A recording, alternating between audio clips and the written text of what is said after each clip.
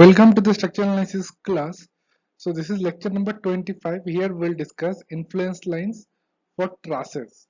So in the previous classes we have discussed the what is the influence line diagram and how to draw the influence line diagram for beams, and then in the last lesson we have discussed how to draw the influence line shape of the influence line diagram very quickly using Muller's principles.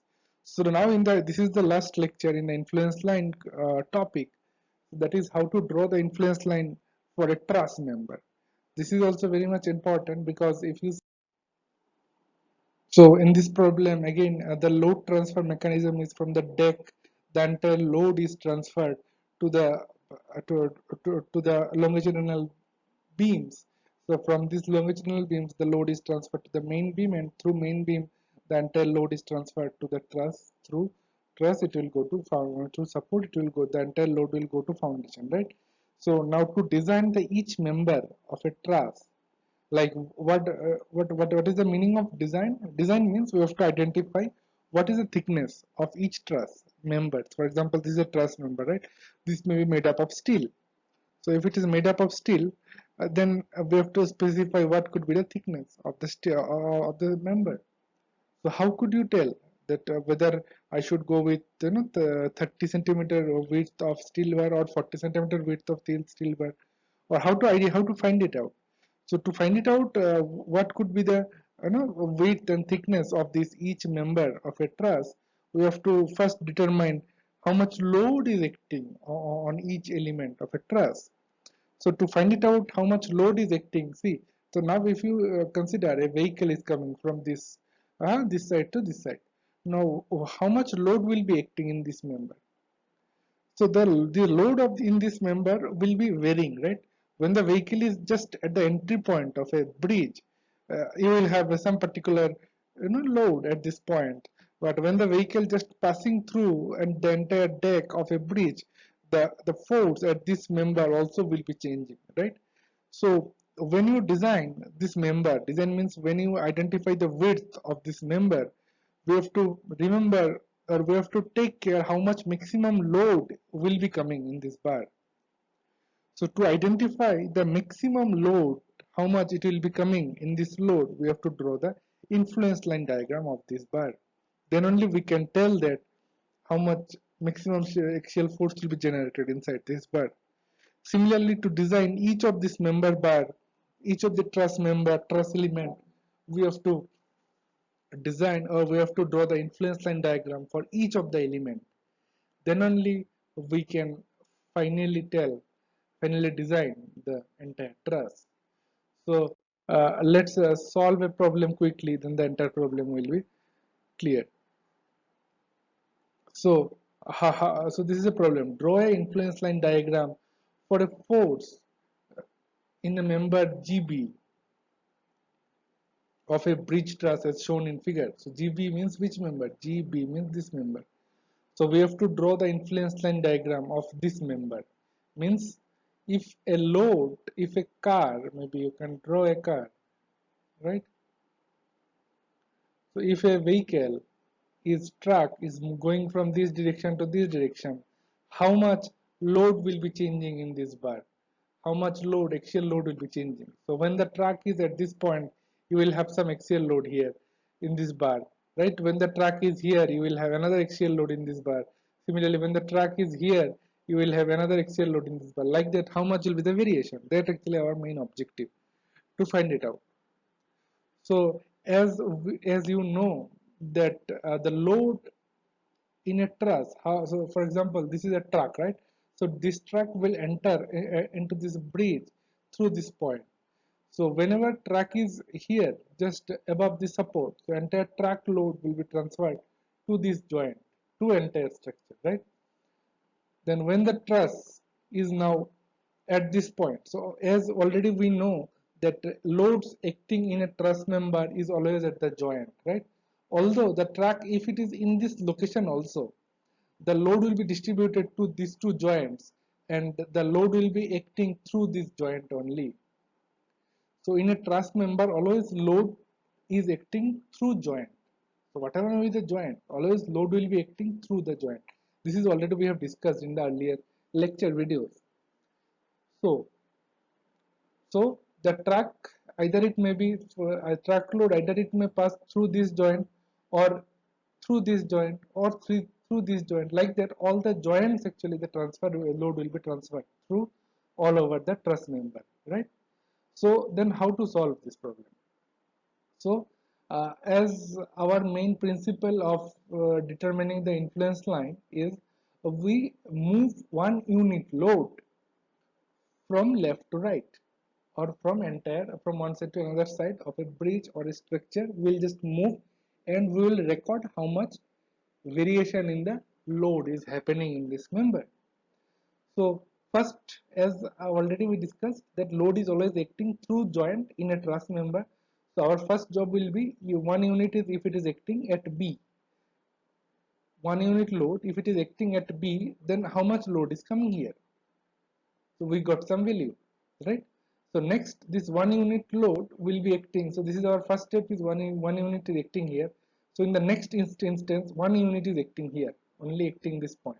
Then how much load will be generated? How much uh, axial stress generated in this point?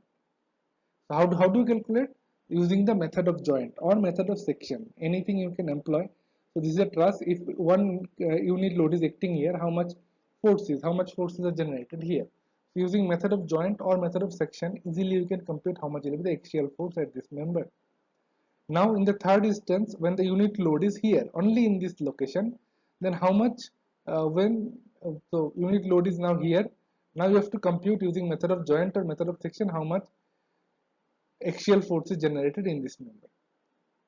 Okay, so in different position of unit load, we got different values of axial force in this bar. So now we again based on the tabulator format. So you have two value, right? So one is x and another is axial force. Axial force may be A. So when x equal to here at B means x equal to 6. When x equal to 6, find it out what is the axial force. How to find it out? Method of joint or method of section. Anything you can employ, find it out what is this. Now next, or 1 unit load is at C, right? C means x equal to 12. Find out what is the A at GB. So this is axial force at GB because that is the question asked. To find out the force member at GB. Now note it down the second value. So now when the force is at G, one unit load is at D, means what will be the X? X is now 18, right? Now again using method of joint, find it out how much will be the force at GB at this inclined bar. So once you know all these coordinates, just plot it through X. This is X axis and this is your force, axial force, and draw whatever is the shape. That will be the influence line diagram. So let's solve this problem quickly. So this is a problem, as I mentioned, as I already said at the beginning. First, you have to do what you have to do is you have to apply the unit load at B, right? Only unit load is acting at B. Then using method of section, you have to find it out how much force is acting at GB. So how to solve it? So first you consider one unit is acting at B and find out what is RA, reaction at A, and reaction at B. Please do it. Please complete the problem by your own. So find out what is RA and RB. So how will you find out RA and RB? Using equilibrium of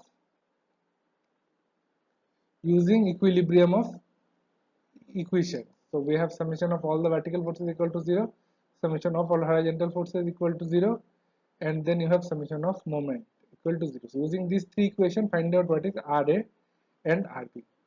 So once you know the RA and RB, then our main objective is to find out what is the member force at this member, right? So we take a section here. So using section, because only one force member we have to find it out, one member force. So method of section is better, right? That's what we have discussed in the earlier classes. So we take a section here.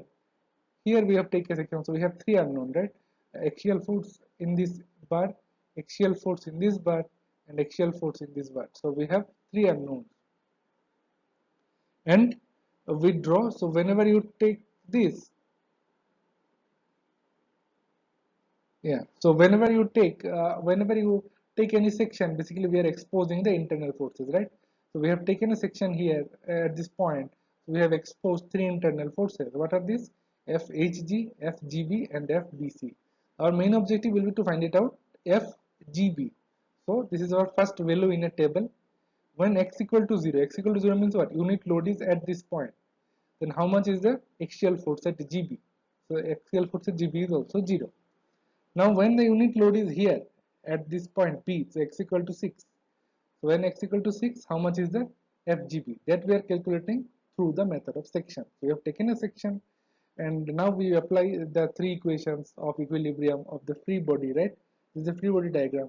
Apply summation of all horizontal forces 0, summation of all vertical forces 0, summation of all moment 0.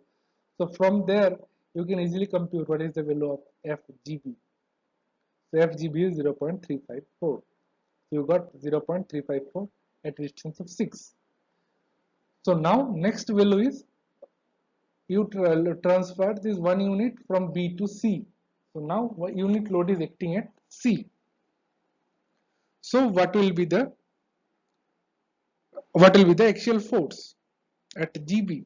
So axial force at GB will be simply using again method of section you employ and find it out what is the axial force at GB.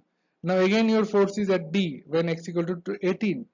Again you employ another method of section, using method of section, find it out, draw this diagram and do it, get this value. Now again x equal to at this point when the unit load is at here means x equal to 24 and find it out what is the FGB, so that is 0. So once you have all these tabulated values, just draw now, they will get the influence line diagram. So at x equal to 0, FGB is also 0. Now when x equal to 6, FGB is 0.354. At 6 you have the 0.354. Now when x equal to 12, GB is equal to minus 0.707. So when it is 12, then we have the minus 7.7 value. So just plot all the points and draw the curve. So we will get the influence line diagram for the member GB.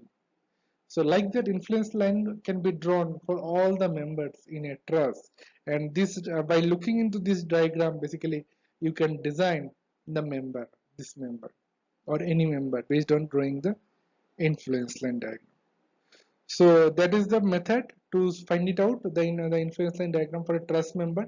So what we have done, so first will be we take a unit load and when we traverse from each joint. So at the beginning our unit load is at here, then here, then here, then here, then here. So in each case, first we have to draw the RA and RB, and reaction force first we have to compute.